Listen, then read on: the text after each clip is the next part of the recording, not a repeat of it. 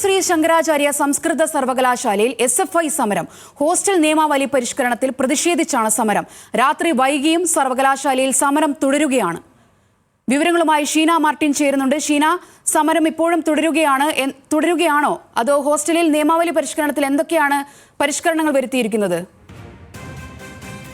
സോന, നിലവിൽ syndicate sub committee മെമ്പർമാർ വിളിച്ചു ചേർത്ത യോഗത്തിലെ തീരുമാനങ്ങളെയാണ് എതിർത്തുകൊണ്ട് SFI ഇപ്പോൾ ഹോസ്റ്റലിന് മുന്നിൽ സമരം നടത്തുന്നത്. കാലടി ശ്രീ ശങ്കരാചാര്യ സംസ്കൃത സർവകലാശാലയിലാണ് ഇത്തരത്തിൽ SFIയുടെ പ്രതിഷേധം നടക്കുന്നത്.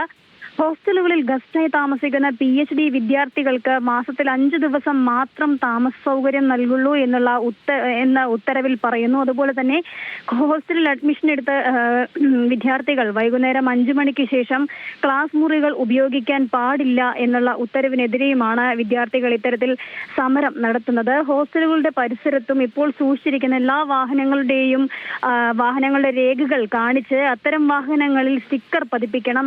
അത്തരം വാഹനങ്ങൾ മാത്രമാണ് ഹോസ്റ്റലിനകത്തേക്ക് കടത്തിവിടുകയുള്ളൂ എന്നും ഉത്തരവിൽ പറയുന്നുണ്ട്. അതേപോലെ ഹോസ്റ്റൽ നിവാസികൾ ഓർഡർ ചെയ്യുന്ന ഭക്ഷണം അല്ലെങ്കിൽ ഓൺലൈൻ സാധനങ്ങൾ അതെല്ലാം മുഖ്യ കവാടത്തിനടുത്തുള്ള റിസപ്ഷൻ പോയിന്റിൽ നിന്നും മാത്രം കൈപ്പറ്റണം. അത് 9 മണി വരെ മാത്രമാണ് അനുവദിക്കുക.